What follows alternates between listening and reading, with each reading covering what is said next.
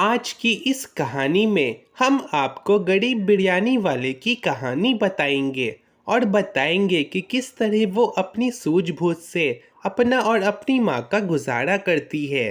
तो एक बार की बात है, ढोलकपुर नाम के एक जंगल में एक परिवार रहता था, टूनी और उसकी बूढ़ी माँ। कुछ ही दिन पहले टूनी के पिताजी का देहांत हो गया था, इसीलिए घर में पैसों की दिक्कत चल रही थी और दोनों काफ़ी परेशान थे। मेरे पास एक पैसे भी नहीं है। समझ नहीं आ रहा कि हम दोनों अपना गुजारा कैसे करें। आप फिक्र मत कीजिए माँ, ऊपर वाला सबके साथ है। वो हमारी परेशानी देख रहा है और वो कुछ न कुछ ज़रूर करेंगे। मैं इतनी बूढ़ी हूँ कि मैं कोई काम भी नहीं कर सकती हूँ और मैंने सभी रिश्तेदारों से मदद मांगी, मगर किसी ने भी मदद नहीं की। हमें कुछ करना होगा टूनी बेटा। माँ, मेरे पास एक आइडिया है। मैं बिरयानी बहुत अच्छा बनाती हूँ और घर में सभी को मेरी बिरयानी बहुत पसंद आती थी। क्यों ना मैं एक बिरयानी का ढाबा खोलूँ? मुझे पूरा यकीन है सभी को मेरी बिरयानी बहुत पसंद आएगी। मगर बेटा, हमारे परिवार की बेटियां बाहर काम नहीं करती। अगर सबको पता चलेगा तो सब हमारा खूब मजाक उड़ाएंगे, कैसी कैसी बातें करेंगे सब। माँ, इसके अलावा हमारे पास और कोई रास्ता नहीं है। हम अगर हर बार दूसरों के बारे में सोचेंगे तो हम भूखे ही मर जाएंगे। हमें अपना गुजारा करने के लिए कुछ ना कुछ तो करना होगा। ठीक है बेटा, मेरे पास जो जेवर रखे हुए हैं मैं उन्हें गिरवी रखकर पैसे ले आती हूँ और एक अच्छा और एक बड़ा सा ढाबा खोलूँगी। आप फिक्र मत कीजिए माँ, मैं बहुत सारे पैसे कमाकर वो जेवर वापस लेकर आऊँगी। टूनी अपनी माँ के जेवर को गिरवी रखकर एक बहुत बड़ा सा ढाबा खोलती है। टूनी जब बिरयानी बनाती है तो सभी पक्षी बिरयानी की खुशबू सूंघकर टूनी की दुकान पर खुद ब खुद चले आते हैं। अरे टूनी, तुमने बिरयानी की दुकान खोली है? चलो एक प्लेट बिरयानी मुझे दे दो, ज़रा मैं भी तो देखूं कि तुम्हारे हाथों की बिरयानी कैसी है। हाँ हाँ कीबो भैया, क्यों नहीं। ये लीजिए आपकी एक प्लेट बिरयानी। कीबो बिरयानी खाता है और उसे वो बिरयानी बहुत पसंद आता है। वाह टोनी वाह, बिरयानी तो बहुत ही अच्छी है, एकदम हल्की बिरयानी है। अब से मैं तुम्हारे यहाँ से रोज़ बिरयानी खाऊंगा। आपका बहुत बहुत शुक्रिया कीबो भैया। देखते ही देखते टूनी की दुकान पर भीड़ लग जाती है और सभी पक्षियों को उसकी बिरयानी बहुत पसंद आती है। टूनी महीने का अच्छा खासा पैसा कमा लेती है। ये लीजिए माँ, आपके जेवर। मैंने आपसे कहा था ना, मैं आपके जेवर वापस लेकर आ जाऊंगी। मुझे तुम्हारे ऊपर बहुत फ़क्र महसूस हो रहा है। सभी कहते हैं बेटियां कुछ कर नहीं सकती, मगर तुमने साबित कर दिया कि बेटियां भी कर सकती हैं। अब बस ऊपर वाले से मैं यही दुआ करती हूँ कि हमारे ऊपर कोई मुसीबत ना आए। अरे हाँ माँ, मैं तो एक बात भूल ही गई थी। बासमती चावल ख़त्म हो गए हैं। क्या आप कौवे भाई के यहाँ से बासमती चावल लेकर आ सकती हैं? मुझे और भी काम है। हाँ हाँ बेटा, क्यों नहीं। मैं बस अभी जाती हूँ और कौवे के यहाँ से बासमती चावल लेकर आती हूँ।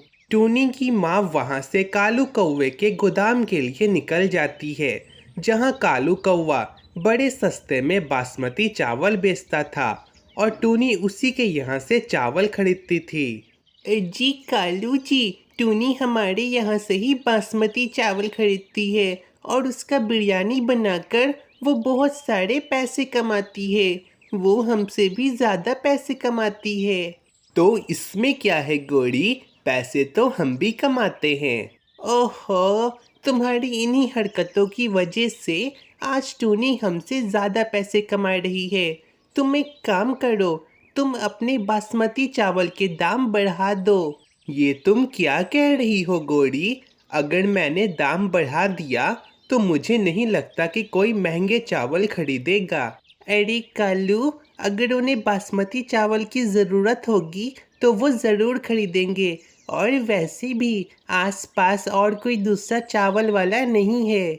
जैसा गौरी ने कहा, कालू वैसा ही करता है। वो बासमती चावल का दाम बढ़ा देता है। अरे ये क्या, बासमती चावल तो 80 में मिलते हैं और तुम 130 में दे रहे हो। अरे अब क्या ही कर सकते हैं माँ जी, आजकल हर चीज़ों के दाम बढ़ रहे हैं, तो चावल के भी दाम बढ़ने ही थे। अगर मैं 130 का चावल खरीदूंगी तो बिरयानी बनाकर बेचने में ज़्यादा मुनाफा नहीं होगा। रहने दो कौवे। ऐसा कहकर टूनी की माँ घर आ जाती है और टूनी को सारी बात बताती है। अजीब बात है, चावल के दाम बढ़ कैसे सकते हैं। इस साल तो चावल की उत्पत्ति बहुत ज़्यादा हुई है। दाम तो और कम होने थे, ये बढ़ कैसे गए। अब तुम ही बताओ टूनी, हम अगर इतने महंगे चावल खरीदेंगे तो बिरयानी में ज़्यादा मुनाफा नहीं होगा।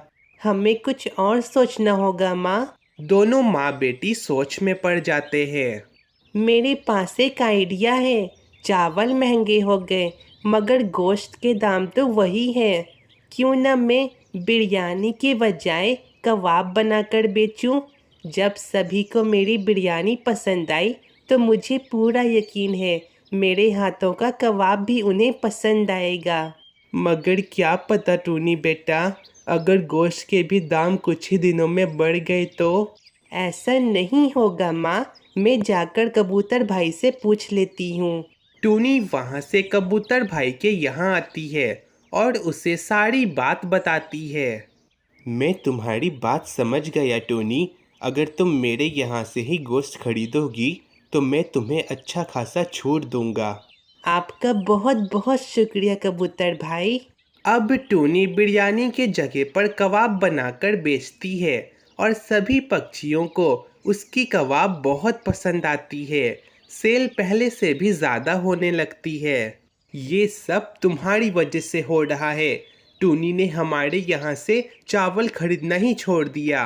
तुम्हारा मतलब क्या है, ये सब मेरी वजह से हो रहा है। मुझे क्या पता था कि टूनी चावल खरीदना ही छोड़ देगी।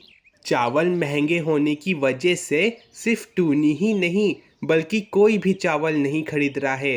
एक काम करो कालू, तुम चावल के दाम कम कर दो। क्या पता फिर से सब पहले जैसा हो जाए। मैं कहता था दाम मत बढ़ाओ। अब टूनी बिरयानी के जगह पर कबाब बनाकर बेचती है। मुझे नहीं लगता अब वो चावल खरीदेगी। मैंने क्या सोचा था और क्या हो गया। टूनी कबाब बनाती है और खूब पैसे कमाती है और कालू कौवे के यहाँ से अब कोई भी चावल नहीं खरीदता है। कालू और गौरी को अपनी गलती की सज़ा मिल जाती है और यहाँ पर हमारी ये कहानी ख़त्म होती है। और इस कहानी से हमें सीख मिलती है कि कोशिश करने वालों की कभी हार नहीं होती और लालच करने वालों का अंजाम हमेशा बुरा ही होता है।